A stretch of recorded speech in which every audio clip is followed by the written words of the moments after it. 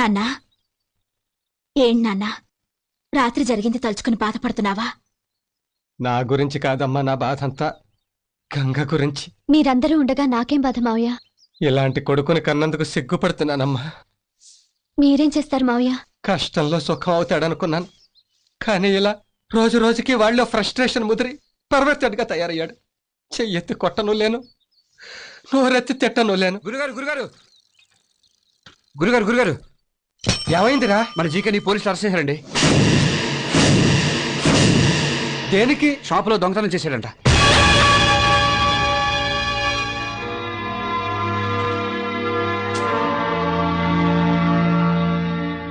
ఏమండి? అలవాటు లేని పని కదా, పట్టుబడ్డాడు. రెండోసారి దొరకళ్లే భాగ్యం. దరిద్రుడు! ఆ చేసే దొంగతనం మీద ఏ బ్యాంకులోనే చేర్చావచ్చుగా, లక్షలు దక్కేవి. చెవురుకోండి. రండి గురుగారు, ఒకసారి పోలీస్ స్టేషన్కి వెళ్ళొద్దాం. విడిపించుకునే శక్తి లేదు, విడిపించుకోవాలనే ఆసక్తి లేదురా. అదేంటండి అలా అంటారు? వాడు మన కొడుకండి. నేను మమకారం లేక వెళ్ళను అంటలేదు భాగ్యం. ఇప్పుడు స్టేషన్కి వెళ్తే డబ్బు కట్టి వాడిని విడిపించుకోవడానికి వెళ్ళాలి, లేదా కడుపు మంటతో వాడిని కాల్చి చంపేయడానికి వెళ్ళాలి. మొదటిది డబ్బు ఉన్నవాడు చేస్తాడు, రెండోది ఏ డబ్బు లేని పేదవాడు చేస్తాడు. నేను మధ్య తరగతి వాడిని, ఏది చేయలేను. నీకు గుర్తుందా భాగ్యం, చిన్నప్పుడు వాడి డబ్బాలో చిల్లర డబ్బులు తీస్తే రోజంతా వాడిని గదిలో పెట్టి తిండి పెట్టలేదు. ఇది అంతే.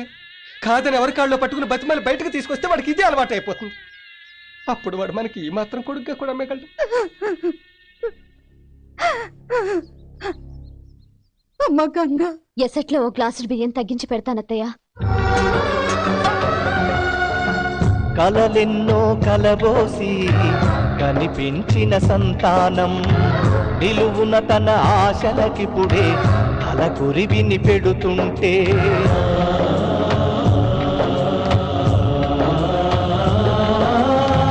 నమ్ముకున్న ఒక ఆధారం వెన్ను మీద మోపిన భారం తల ఎత్తుకు తిరగొద్దంటే ముందు దారి కనబడకుంటే ఎంత చీకటో పేద కళ్ళలో ఎలా ఎలా ఆగటం, ఎలా ఎలా సాగటం. సగటు మనిషి బతుకంతా కన్నీటి ఎదురీత.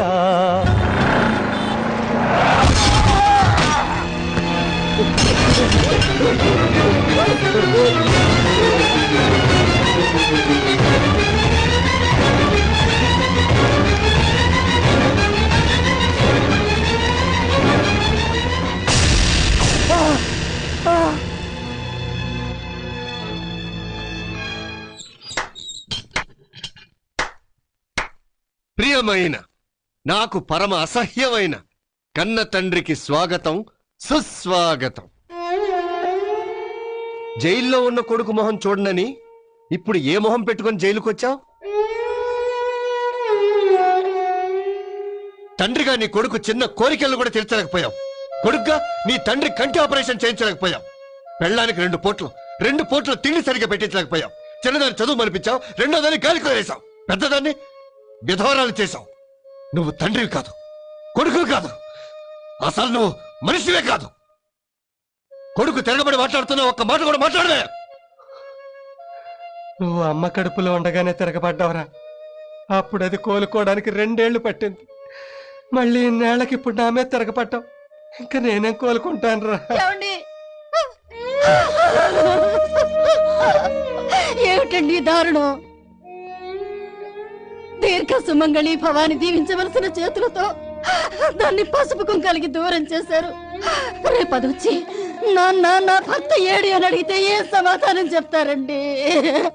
ఏ సమాధానం చెప్తారండి? అమ్మా,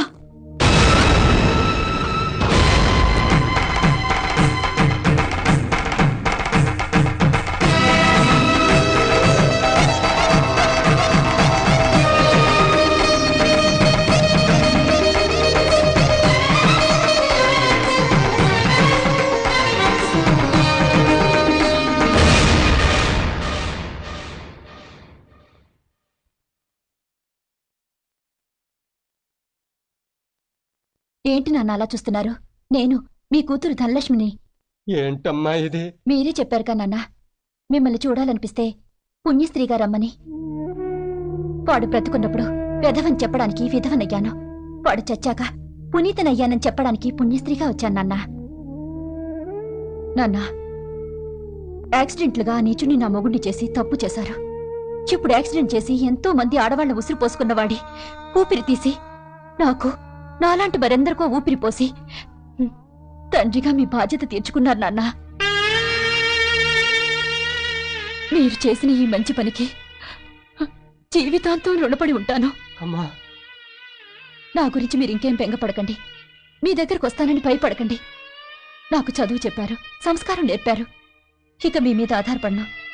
నా నుంచి ఇక మీకు ఉత్తరాలు రావు, మనీ ఆర్డర్లే వస్తాయి. వస్తానమ్మా, వస్తాను గాయత్రి. దీంతో కలిపి మొత్తం 56. ఎత్తాలేవయ్యా మంచి పార్టీ లాగానే హైటెక్ సిటీ అమ్మేసి. What you say? హైటెక్ సిటీ అమ్మేస్తున్నారా? ఎంత? How much? Tell me. Shop. ఎవరు బాబు నువ్వు? My name is Swathimuthyam. Face చూడగానే తెలిసిపోతుందిలే. యా. ఎవరు బాబు ఉంది? పెద్దాపురం. బిజినెస్ పని మీద వచ్చావా? నో, హైదరాబాద్ సిటీలో ఏదైనా ప్రాపర్టీ కొందామని వచ్చాను. ఏం కొంటావు? మా ఆవిడ చీరలు ఆరబెట్టుకోవడానికి చార్మినార్ కొనిపెట్టుకుంది. ఏంటి చార్మినారా? చార్మినార్ ఎలా కొంటావు నువ్వు? మొన్న అమ్మేత్తని ఏంటే? Oh shit. పోనీ మా ఆవిడ ఒడియాలు అప్పడాలు ఎండబెట్టుకోవడానికి ఏదైనా స్థలం కొనమంది. రవీంద్ర భారతి ఖాళీగా ఉందా? రవీంద్ర భారత అది నాగమేస్తానే. నీకమిసాడా? ఓ మళ్ళీ షిట్. పోనీ మా ఆవిడకి షూటింగ్ అంటే ఇష్టం. రామానాయుడు స్టూడియో ఖాళీగా ఉందా? ఖాళీగా ఉంటే కొంటావా? నేను కొన్నాక మళ్ళీ నువ్వు కొంటావా? కొను. ఏమాత్రం కొంటావా? కొను. ఓహో, పోనీ నాకు అమ్మడానికి ఏమన్నా నీ దగ్గర? ఉందండి. ఆ బిర్లా టెంపుల్ అమ్ముతాడు, కొనుక్కోండి. లేకపోతే పన్నెండు అసెంబ్లీ అమ్మేస్తాడు. లేకపోతే గోల్కొండ అమ్మేస్తాడు. అదే అదే అది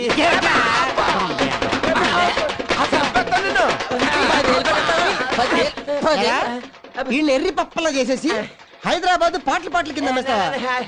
మరి ఈటీవీ రామోజీ ఫిల్మ్ సిటీ ఎందుకు తీసారా? అది కూడా స్టేషన్ కా? రైల్వే స్టేషనా? కాదు, పోలీస్ స్టేషన్. పోలీస్ స్టేషన్ కా? అంటే మీరు కానిస్టేబుల్, హెడ్ కానిస్టేబుల్ ఆగ్ని జమతాగ్ని. ఏంటే మర్యాద లేకుండా అలా వస్తావు? ఇదే రాజకీయ నాయకులు అయితే వస్తావా? సాల్యూట్ చేసి ఏసీ సూట్ రూమ్ ఇచ్చి కంచం మంచం ఏం చేస్తావు? ఎస్ఐ గారు కాస్త బిజీగా ఉన్నారు, వర్క్ అయిపోగానే వచ్చి ఇస్తారులేమ్మా. చూస్తా, లేదంటే బయటికి రాగానే రాజకీయాల్లో చేరిపోతా. అంత ఛాన్స్ నీకు ఇవ్వలే. హలో బావగారు. హలో అల్లుడు. ఓ మీరంతా కూడా ఇక్కడే ఉన్నారా? ఇది సెల్లా లేదండి, మన ఇల్లులో ఉంది. నేను ఒక వీడియోకి హెల్ప్ చేసే లోపల ఇంట్లో ఇంకో వీడియో రెడీ అయిందంటగా. చూడండి బాబు గారు, ఈ రోజుల్లో నీతి నిజాయితీలు పనికి రావు. ఉదాహరణకి ఇండియా నీతిగా బస్సులో వెళ్లి పాకిస్తాన్ తో స్నేహం చేద్దాం అనుకుంది, కానీ పాకిస్తాన్ ఏం చేసింది? కార్గిల్ యుద్ధం చేసింది. దేశమే నీతిగా ఉంటే బాగుపడినప్పుడు ఆ దేశంలో బతుకుతున్న మనం నీతి అంటే ఇన్నాళ్ళు కలవని మన మనస్తత్వాలు ఫైనల్ గా ఇలా జైల్లో గెలిచాయి. కాబట్టి రేపటి నుంచి మన ముగ్గురం ఒకే రూట్ లో పెడదాం. ఏమంటారు? నన్ను అంతావా? నిన్ను దగ్గరికి రాకు. ఈ చేతులతో సొంత అల్లుడే చంపిన వాడిని నిన్ను చంపడం పెద్ద కష్టమో కాదు, శిక్షలో పెద్ద తేడాను రాదు.